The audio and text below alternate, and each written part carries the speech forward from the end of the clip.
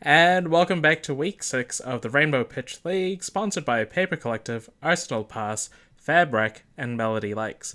My name is Kiki, and once again I'm joined with my teammate, Kieran. Would you like to say hi? Hello.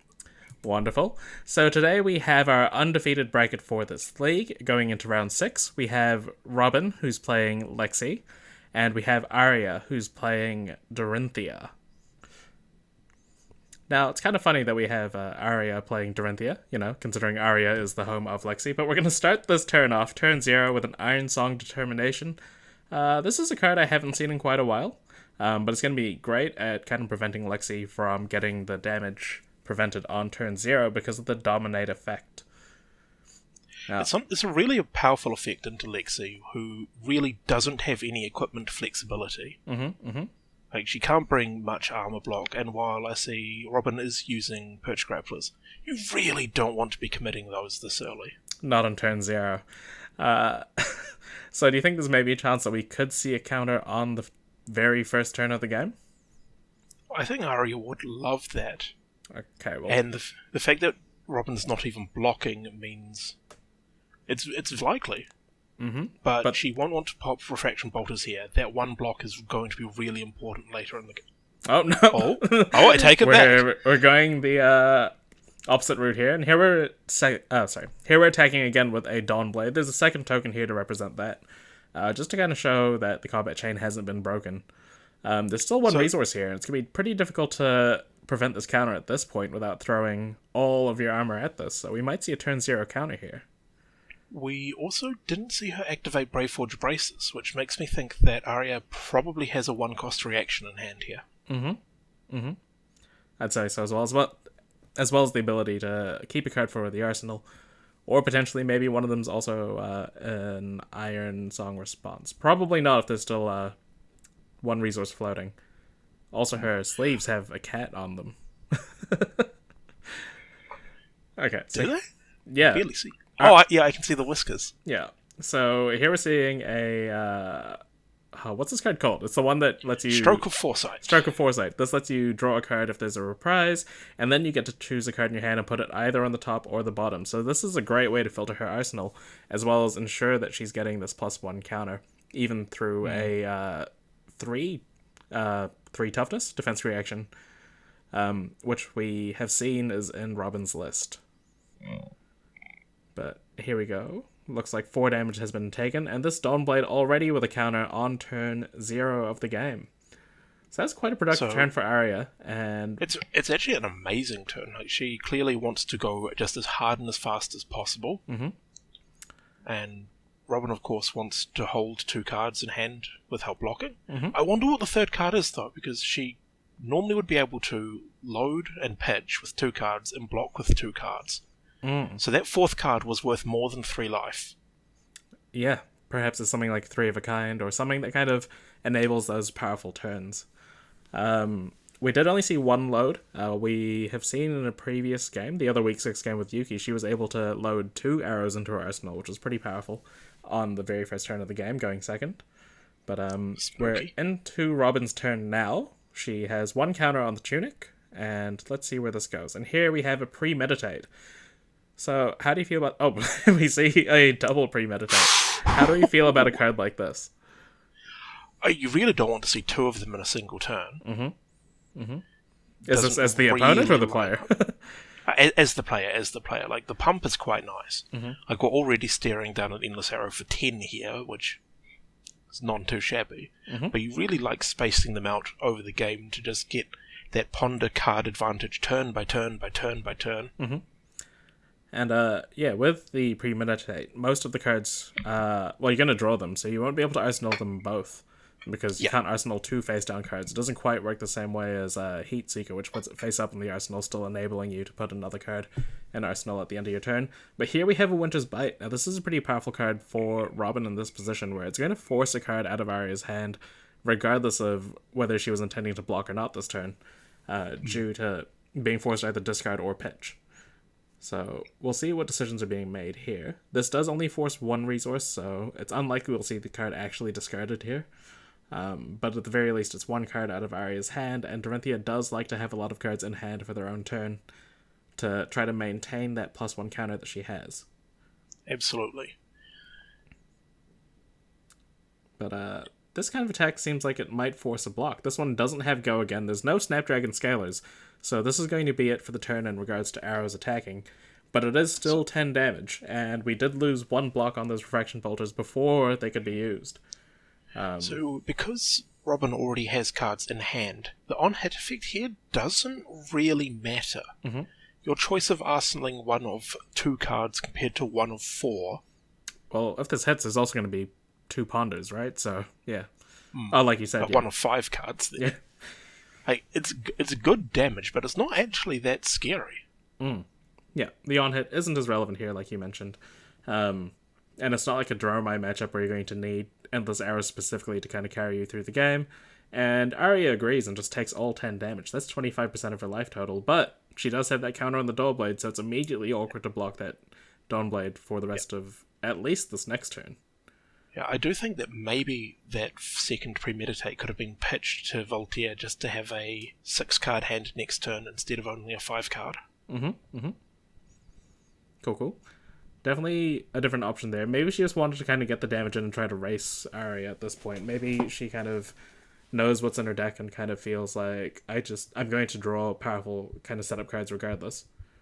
But yeah, here we go. So the Endless Arrows is going to Arsenal through Voltaire before the Ponder tokens happen. Looks like she pitched a Tar Pit Trap as well, which is one of the 2 defense reactions that we know about. This is a closed deck list round, so we don't know if Aria knows how many defense reactions Robin's playing, but it has to be at least aware of the fact that Tar Pit Trap is in Robin's deck now. Yep, it is a nice card to try stop Dorinthea keeping those tokens or getting more of them. Mm-hmm. For sure. So here we go. Here's the first Dawnblade, and this is attacking for 4 damage with 2 resources still floating and 3 unknown cards in hand. 2 unknown, 1 was pitched. 2 unknown. Yes, you're right. I forgot about the card being forced to pitch to the Winter's Bite. So Aria ended up pitching a Spoils for War in that previous turn, which is normally one of Dory's more impactful cards in matchups like this where your opponent really doesn't want to block. Mm-hmm. So I wonder if we'll be seeing a glint here. Yeah. With maybe a run through. Yeah. So it's pretty telegraphed that you want to hit twice with this Dawnblade. So losing the action speed Spoils for War kind of indicates there might probably be an instant speed sort of go again here. But she could be going with the opposite route as well and just going with multiple pumps over this one sword. It already has the counter, and as long as the one counter hits, she could maybe play as if she has this go again, but really she's just going to go over the top of this block. So we've seen 2 cards here. Dorinthea's got really good blocking and quite a good equipment suite as well, so it could also be aiming just to play the game out for a little bit longer. So here we see the Out for Blood. Now this is going to give it +3, and it has the Reprise trigger, so if this gets go again, the next attack will be buffed by 1 as well. But here's a second Tar Pit Trap. Oh. That's some clumping in that first hand. That's unfortunate. Or fortunate, depending. I don't think anyone would expect a reaction after 1 was just pitched. Yep, of course. But this is pretty big. Now Aria's lost her bolters, which is one of the most important late game equipment for Dory. And wasn't able to only really got 1 damage for it. Yeah. And here we have a 3 of a kind, which is arguably the best way to restock after you've blocked with 3 cards from your hand. Pitching a Codex as well. Mm-hmm. Now the Codex is probably too early in this game at this point. Yes. I am not even sure. I mean, there's probably an arrow in there. I can't remember what she blocked with. But I think having the 3 cards here is probably Robin's priority, just to kind of work with more. And here we're going to see a Bolden Shot that's undoubtedly got the +1 here to give it go again. The on-hit trigger is not relevant here. This is purely just a 3 damage with go again. And we'll see if Aria kind of needs to respect her life total here, or if she's kind of content taking this vanilla damage in order to try to keep more hands for the future, or a bigger hand for the future. Those cat eyes are just staring at me in the arsenal. It is quite a cool little card. Yeah. But yeah. It's a... I don't think Aria wants to block this first card. There's so many on-hits in a Lexi deck. You know, we've already seen an Infecting Shot used as a block, and that's a wonderful case of a card that you really want to block if you can. Yeah. This Endless Arrows will live up to its name if it's not blocked. Yep. I completely agree here. Like, I would be surprised if Aria was to block this. But, you know, maybe the hand doesn't do anything, maybe it's all reactions or all blues or something, and maybe she just wants to kind of keep her life total. There is a bit of thinking happening on this block decision, so I don't think, at least, it's as straightforward as we're putting it out right now. But Aria has more information than us, so... Are any of these games timed? I don't believe so. And when games aren't timed, you might as well have a think. You know, work out, especially in a deck like Dory, where you can play a tempo game plan, you can play for lots of pressure, or you can just sit back and go, no, I'm just going to pitch stack and get you with an inescapable endgame combo. There's a lot of options there, so taking your time and working out how you want the game to play out is generally a good thing to do. Even if the games were timed, right, you still want to give yourself the best position to be winning the game. And if it means that occasionally you have to take a little bit of extra time on your decision, then so be it. It also just means that we have to fill in this time here. So I'm glad you're here, because it was a struggle sometimes during these thinking periods when I was doing some of the commentary by myself. I imagine it could get difficult. At least I've got this lovely playmat art to look at. Both playmats are fantastic. Love the shock charmers. It's probably the playmat I want the most. We did take the 3 damage here, and here we have a Searing Shot Blue. So this wasn't the strongest 3-of-a-kind turn here, but it's still threatening a bit of damage. And I believe this Searing Shot Blue still... It's still 3. Good blue. Yeah. Well, it would be 3 if it wasn't blocked for 2 here. So... Aria's getting to essentially redraw, you know. Maybe one of the cards in hand wasn't the perfect card here for this scenario. This does come at the cost of the crown. So Aria's not afraid to use her equipment early, which may prove to, you know, it will make blocking more difficult at the later ends of the game. But I think maybe she wants to just try to get tempo. And here we see a Fate Foreseen, a clean block, 4-4, gets to opt again. Just really gets to set up these future turns here, and she got away with having a complete full 4 in her hand with 1 bit of card selection, and taking no damage on this 3-of-a-kind. So you've got to feel pretty good with that, especially with Tunic coming up. That's right. This is their turn. This is a Tunic turn with a full 4 cards, one of which you got to filter as well. So I expect Aria to maybe claim some of the... Well, it seems like she has tempo. I feel she has tempo, but she might try to get this counter back, and what a way to do it. Yeah, okay, that's the best card you can have here. Super powerful card that unfortunately only comes in non-foil. But whenever the sword hits, and it looks like she's going to be trying to make the sword hit with this Iron Song Determination, it's going to get a +1 counter, kind of accelerating those counters on the Stormblade and going to make it difficult for the rest of this game. So this is 4 damage with the Determination. And it has Go Again as well. So we might see a Perch Grappler's block here. I feel like this is a place where you can try to get greedy with Perch Grapplers. Yeah. But you've got to think Aria was willing to take damage to have this turn. And this is the second determination. Like, you're spending... If this turn was blockable, that's a huge expenditure. Yeah. Now, granted, Aria only has 1 or 2 resources available, so we know that there's only 1 pump left here, if the sword is going to attack twice. And it might be a bit bold, but you could block with New Horizons here without losing any cards in Arsenal. Probably not the best decision, but... And if you use your 3-of-a-kinds solely as sort of a on-demand carry and husk to block out more efficiently...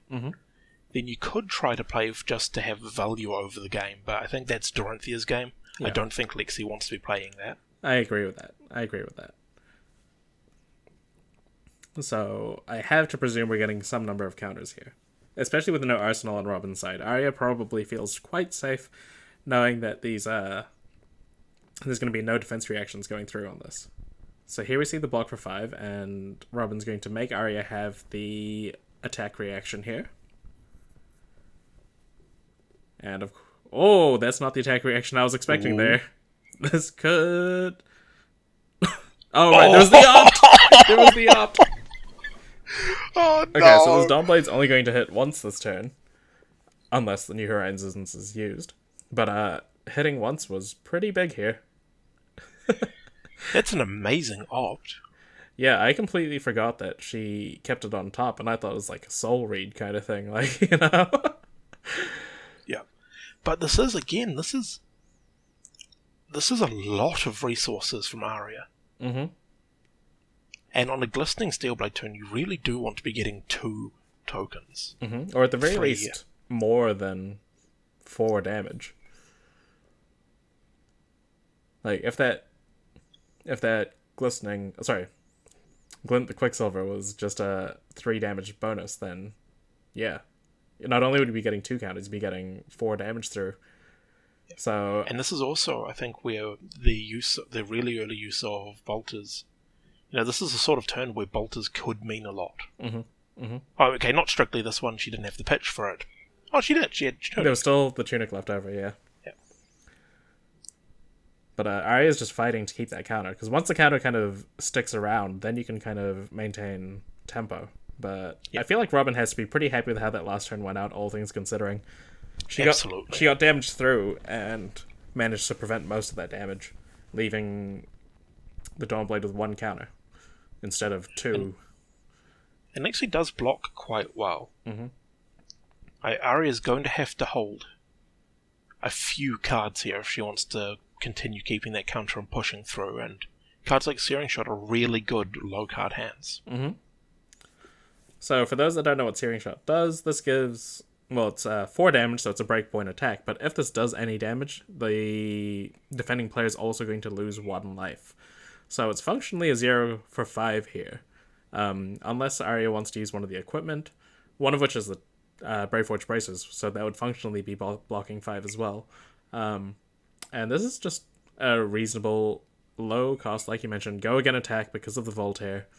So we might see another follow-up attack after this. And based off the way Aria's been playing, I feel like she wants to keep, again, cards in hand so she can kind of threaten with this Dawnblade.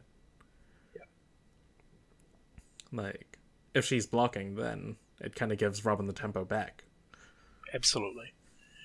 And there's only really one... If you're going to block the Searing Shot, you're fully blocking it. You're never just saying, oh, here's a card, here's 3 life. Mm-hmm. Mm-hmm. Three block, sorry. So I think, yeah, and we're seeing no block on that. Mm-hmm. Let's see if there's a more relevant on-hit. Heatseeker's a pretty relevant on-hit. Here's the more relevant on-hit for sure. This is going to enable Robin to have a card in Arsenal. I don't think she has a card in hand. No, because she blocked 1 card last turn. So this will give Robin a 5-card hand if this hits. Assuming the top card is something that she wants in the Arsenal, of course. But there's a lot of arrows that are pretty good in the Arsenal for Robin. Most cards in Lexi's deck are pretty good from Arsenal. That's true. It doesn't even have to be an arrow specifically. If you've seen the Yuki Mara game, you would have seen the Lightning Press go into the Arsenal and it's just a threat at that point. You have to overcommit to blocking on everything, and then that's terrifying. Yeah, then the Lexi player doesn't even have to commit the Lightning Press to it if you've overcommitted on blocks. So that was pretty good. But for now, we just have we just have a 6-power Heatseeker here. We're only looking at an 11 damage turn with an on-hit. Mm-hmm. So I think Aria really has... Well, Robin actually has 2 choices here. If Aria fully blocks this with 2 cards, mm-hmm. Robin can just drop 3 cards, Arsenal, pass, and we're in essentially the same state as we were before, except Aria's lost her counter. Yeah.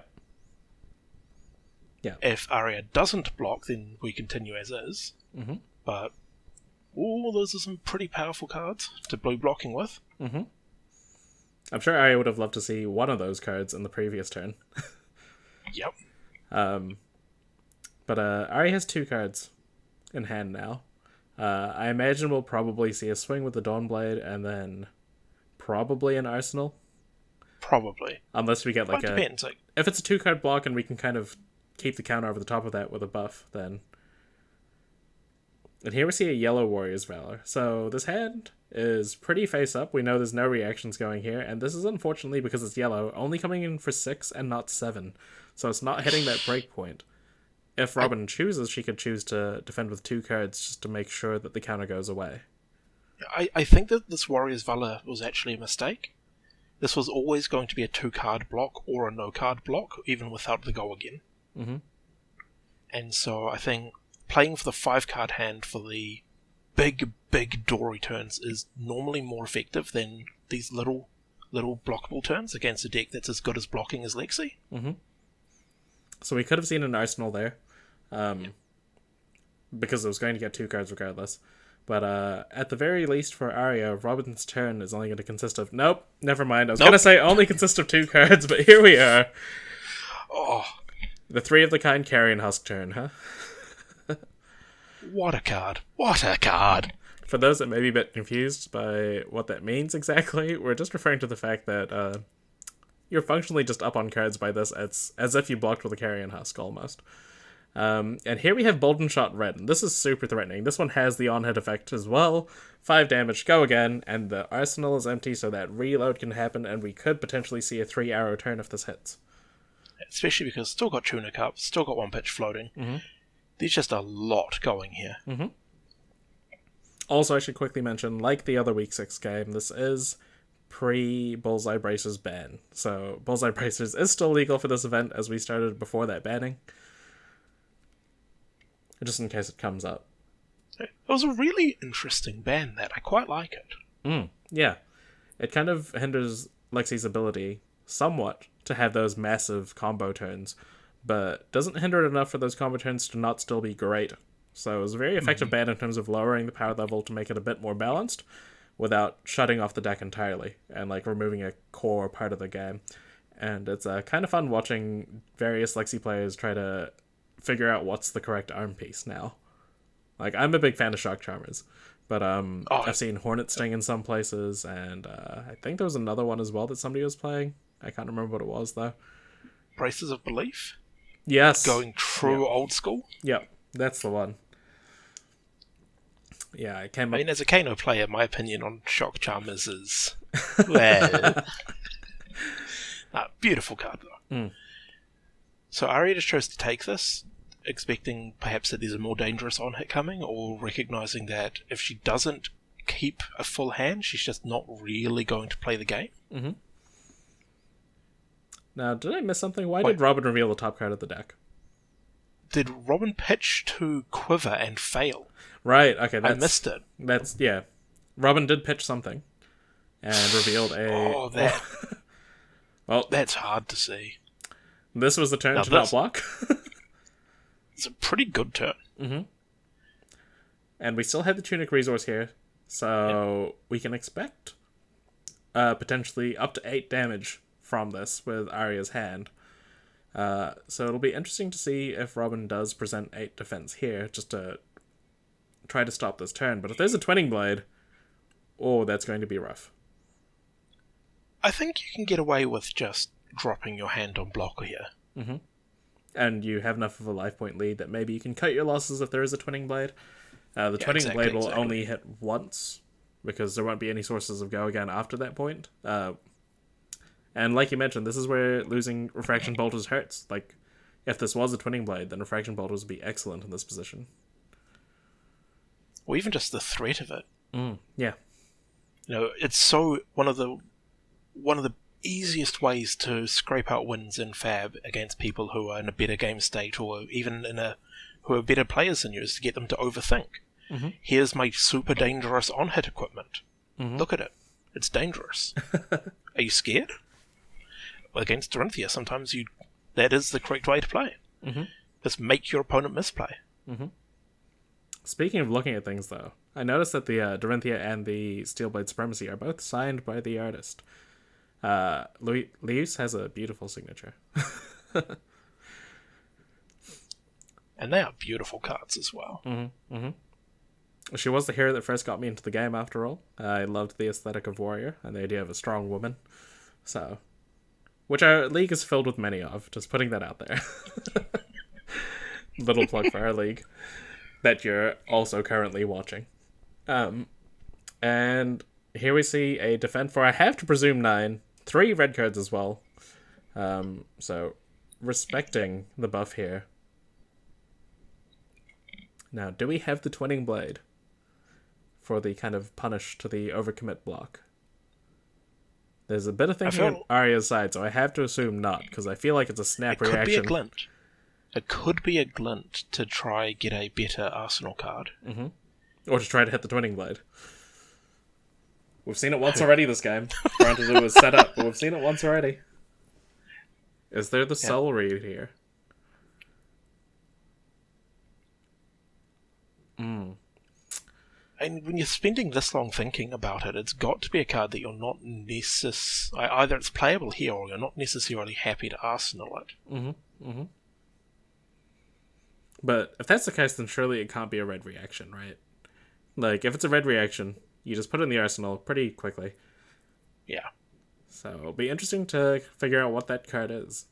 Like, the longer this decision takes, the longer Robin kind of can infer that this card isn't helpful here, and then try to maybe figure out what the other cards are. But we're going to see the arsenal. Yep. The turn was completely stopped. Robin does still have an arsenal and 1 card in hand, so we could still see an attack here, just to try to stretch out this life point difference a little bit further. Yep. And you do really want to have an on-hit on this turn. You've got to say, Dory, no, don't get your 5-card hand. So here we get the Lexi activation. It's that Ray and Razors that we knew about, and we're just arsenaling here. So Robin's content with a life total lead, just to have a 6-card hand. Is there a chance we see a no blocks turn here? Like with a 6-card hand, a Tunic activation available. And Rain Razors, which is one of your best combo pieces. I think it's very likely, and she does have 28 life. You can absorb a lot of damage on a life lead like that. A 6-card hand with a Rain Razors does kind of almost signify a lethal swing when your opponent's on 17. And against Dorinthea especially. Sometimes just not blocking and denying her the ability to get those devastating reprise triggers, we've already seen Route, can just be correct. Yep. So we've got an attack for 5 here. This has a conditional go again if this hits. And Robin is thinking about this decision. She might be going through the same kind of thought process that we just went through here, trying to figure out if she has enough to apply so much damage that Aria won't have a turn after this. And there we go. This is the first 5 damage taken. 1 resource remaining for Aria. 1 card in arsenal. I think it was 2 cards in hand? Yeah. So, yeah, we'll see what happens. And like you mentioned, not turning on reprise, making buffs only be a buff for 3 might be the way to go here. And Aria can leak a lot of damage this turn if Robin's choosing not to block. But I don't know if she can do 28 damage in this one turn. Also, 1 card we forgot to bring up last turn for the potential arsenal heroes. I wonder if that's a Singing Steelblade. Oh, so, yep. Because that is a resource card that could have been used for finding that extra twinning last turn. That's a good point. And it wouldn't have leaked enough damage, so maybe she wanted to save it for another turn, try to get a 5-card hand turn. But But of course you can't play it out if your opponent isn't blocking. True. There was a block for 9 the last turn. It doesn't do much. Yeah. Okay, so here we're seeing the second Dawnblade. Aria still has 2 cards in hand, 1 card in arsenal. So still has 3 cards available to her is what I was trying to say initially. But Robin's just content to take the damage. And that was 8 damage there. Aria was left with a bunch of cards in hand that weren't used. So once again, Robin has to be very happy about her position in this game. Extremely so. And none of those cards were pitched to a Braveforge activation as well. That was another Rain Razors. Choosing to play the one that was face down, so she doesn't have to use the Lexi activation. And here we're going to see an Endless Arrows with Go again. This is going to come in for 6 damage, most likely 8. Oh, that's terrifying. Now, crucially, she did pitch a red, not a blue. So we're going to have to see more cards pitched, potentially. Although there is a Tunic activation, and she did pitch a zero-cost arrow, which suggests to me that she has more zero-cost arrows in hand. And she still has Braveforge braces, and if you're ever looking for... Not Braveforge, Bullseye braces. Mm-hmm. If you're ever looking for a turn to use them, I think this is it. Mm-hmm. Like, these Rain Razors are going to add 4 damage on top of every attack. You want to have every attack possible on this turn. Even if it doesn't completely remove Aria's life total, it's going to take a lot of cards out of Aria's hand. And this arrows being a horrific one to see here specifically. Because you don't really want to block 3 cards here. Or 2 cards. 2 cards in equipment might be the go, but it looks like none of it's getting blocked. We're just going to get a sink below. And maybe we're hoping for another sink below or another fate. Maybe 2. We did see that Aria does have access to the full suite of sinks and fates. And there we go. There's the other sink. She did have 2. Now, we can't tell if that was the card she drew off the top and that was a soul read kind of moment, or if it was planned all along. There's another Rain Razors! Oh my goodness, this is 10 damage. It's raining razors today. Oh my god. There was no way you expect the 3rd copy of Rain Razors on the same turn. So this No way. lowly Endless Arrows only gets in for 10, but it's not going to be possible for this Endless Arrows to be stopped, the second one. So here we see the Tuning activation on the Voltaire once again, giving this go again, coming in for another 10 damage. Oh my gosh. Oh, 2-card block and Braveforge. That's only 8. This is 10. Oh no, you're right. Oh. So let's see 2 more defense reactions here. This is going to go back into Robin's hand, and we're probably going to see the Bullseye braces to make sure this comes in for 11 damage. Assuming this hits. Most likely it's going to. That's terrifying. And again, the spot where that 1 extra block on the boots could have been really handy. Mm-hmm. Now, I would have been impressed if Aria blocked the first Endless Arrows with the Braveforge braces as well. But, yeah, there's no way anyone could have expected this turn to happen. What a thing we're seeing right now. Okay, so we're seeing the Braveforge braces. Do we have another 2 defense reactions? That's 8. Do we have a reaction in Arsenal? Nope, we're just taking the 2 damage, trying to preserve that life total. But this last Endless Arrows, if she chooses to use the Bullseye braces, which we're signaling here, there we go. That does break the combat chain, so you are getting a little bit of life efficiency on the block. Mm-hmm. But we're definitely not stopping this. And because it's not being stopped here, do we just not block it at all with the equipment? Maybe save it for an on-hit? I think you do. Okay. But I wouldn't be surprised if Aria's a little bit tilted after that and is just throwing it in. I am tilted on her behalf right now. Those Endless Arrows added 18 damage. Those Endless Arrows did a total of 18 damage between the 3 of them. They were functionally 0-cost 6 damage attacks. Like, incredible. Mm-hmm. Interestingly, Robin kept a card in hand rather than pitching and keeping the Tunic counter, which suggests to me there's another scary card in Robin's hand. And here we see an attack for 4 with 1 card in Arsenal. No resources. The Tunic was used for that. Unless this hand is really bad, I can't imagine Robin's blocking this, but it's going to take... No. Nope, there we go. I was going to say it's going to take some time to just double check, make sure that you're not going to throw the game intentionally. Or not intentionally, accidentally. But here we go. So we're revealing a drill shot. 0-cost 4. This has piercing. Here's a Winter's Bite just to make sure Aria has no cards in hand. But yeah, 0-cost 4 with piercing, and if it does damage, then it puts a -1 counter on something, so... I imagine the equipment's going to be blocking this turn. Just the Tunic. Yep. I don't know if we're going to get another 3 turns out of this, so... No, especially not when cards from hand been forced. Mm-hmm. Yep. In the excitement of last turn, there was no Tunic counter put on Robin's turn, but I don't think that's likely to matter at this point. Just the tempo is just so far in her advantage. We see a Bolden shot for 5 with go again. No on hit. It doesn't matter because this is threatening lethal and then some. And there's still a card in hand as well. And she pitched an arrow, which suggests to me that there's another arrow in hand. This is going to be so hard to stop. I think this is game. Almost certainly. If not this turn, then potentially next. Barring any sort of misdraws. So I guess Aria has to play to the out of Robin drawing all non-attacks that aren't 3 of a kind or Codex. Which isn't the strongest place to be in, but... It's theoretically possible. Theoretically possible for sure. Now, what do the other non-attacks do? There's the other Bite. Codex? Yeah. We have seen Codex of Inertia in Robin's list. We don't know if she's playing it or not. I haven't seen any pitched, but there are 2 copies of it, and that is a way to get more cards in the arsenal. Okay, so we're seeing a block for 6 on this Bolton shot. 1 card left in hand because of the ice. And here we see the Endless Arrows once again. For 4 damage with Go Again. I presume we'll see a 3... Oh, if there is a defense for 3 here, we'll see that with the Tunic. But that's still lethal. Yep. There we go. So the on-hit's not going to happen. And all we need is 1 more arrow being pushed up, and that is the game. So thank you, Kieran, for joining us on this game. It was wonderful to have you.